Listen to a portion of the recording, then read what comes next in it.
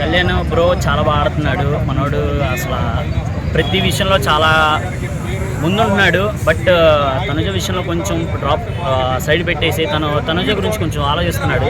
అలా కాకుండా తన గేమ్ తను ఆడుంటే ఇప్పుడు ప్రజెంట్ ఆడుతున్నాడు. ఇంకా బాగా ఆడితే మనోడు టాప్ 2 రన్నర్ కూడా అవ్వాల్సిన అవకాశం ఉంది, అవుతాడేమో. కళ్యాణ్ చాలా మందికి మన సాక్రిఫైస్ చేసాడు ఫ్యామిలీ టైంలో. ఎలా అనిపించింది? ఎవరు?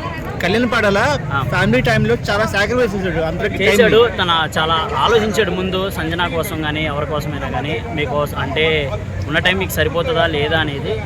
తను చాలా జెన్యున్గా ఉన్నాడు యాక్చువల్లీ ఫస్ట్ అయితే. అదే తను ఇంకొంచెం గేమ్ ఇంప్రూవ్మెంట్ చేసుకుంటే ఇప్పుడున్న పరంగా ఓటింగ్ కానీ ఇంకేదైనా కానీ మనోడు టాప్లో ఉండొచ్చు. ఓకే, తనుజ వర్సెస్ కళ్యాణ్ ఇద్దరు ఎవరు బెస్ట్? 100% కళ్యాణ్. ఎందుకు కళ్యాణ్?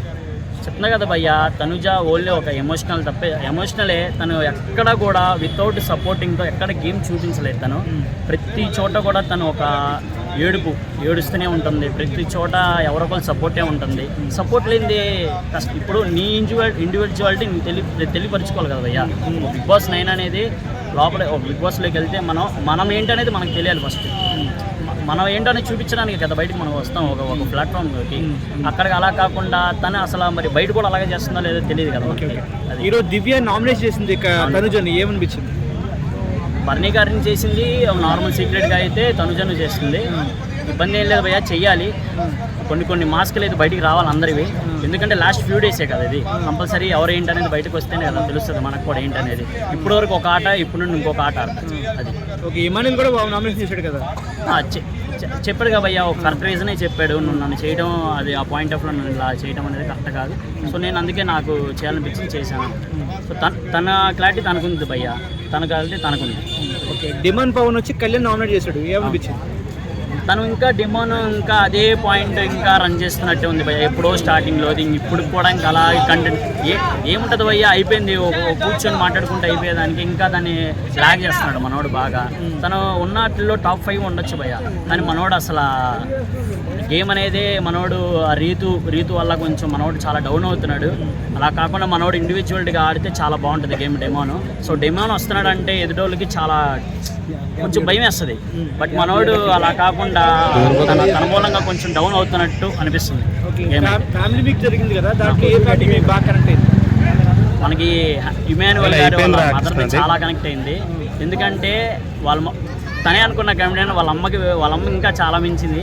అసలు చాలా ప్రతి ఒక్కరు వచ్చి వాళ్ళ ఎవరైతే ఉన్నారో ఇప్పుడు సంజన ఉంది, వాళ్ళ హస్బెండ్ వచ్చారు, తనతోనే మాట్లాడారు. కానీ ఇమాన్యుయల్ మమ్మీ వచ్చి ప్రతి ఒక్కరితో ఏంటంటే ఆ కంటెంట్ బయటకు వచ్చింది. అలా ఒక హార్ట్ఫుల్గా మాట్లాడటం కానీ ఏదైనా కానీ కొంచెం జెన్యూన్ అనిపించింది. అది బిగ్ బాస్ విన్నర్ ఎవరు, రన్నర్ ఎవరు? 100% విన్నర్ అయితే మన ఇమాన్యుయల్ భయ్యనే ఉంటాడు.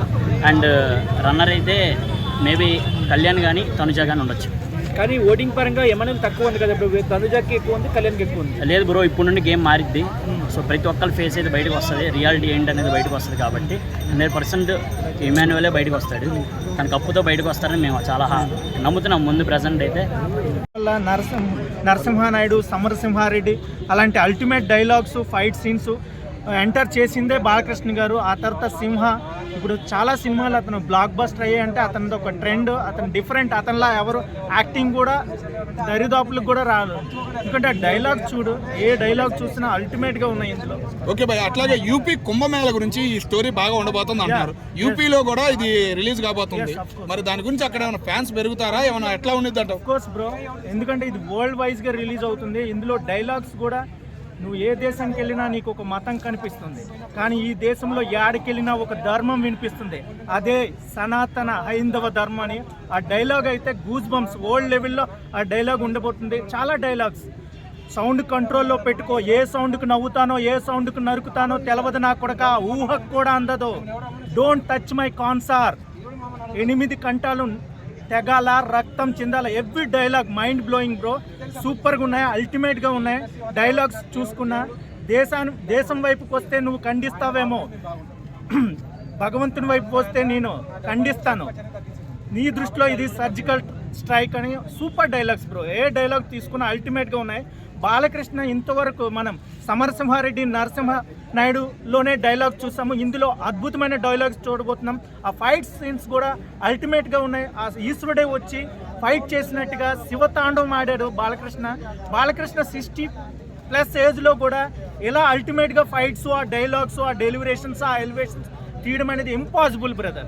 ఓకే భయ్యా, అట్లాగే టైలర్ లో బాలయ్య బాబు ఏ టైలర్ లో అయినా ఒక డైలాగు లేదా 2 డైలాగులు, ఈసారి ఈ సినిమాలో 5 డైలాగులు టైలర్ గా వదిలారు. కానీ ఫేస్బుక్ లో కానీ యూట్యూబ్ లో కానీ అంత కేసు కనపడలేదని కామెంట్లు చేస్తున్నారు. దాని గురించి ఏమంటారు? నో బ్రదర్, ఇంతవరకు బాలకృష్ణ రికార్డులే చెరిపేస్తాడు బ్రో. ఇంతవరకు వెంకటేష్ కి, నాగార్జున కి, చిరంజీవికి ఉన్న రికార్డ్స్ అన్ని తుడిచిపోతాయి. ఒక యాజ్ ఎ సీనియర్ యాక్టర్ గా తన అల్టిమేట్ పెర్ఫార్మెన్స్ బ్రో.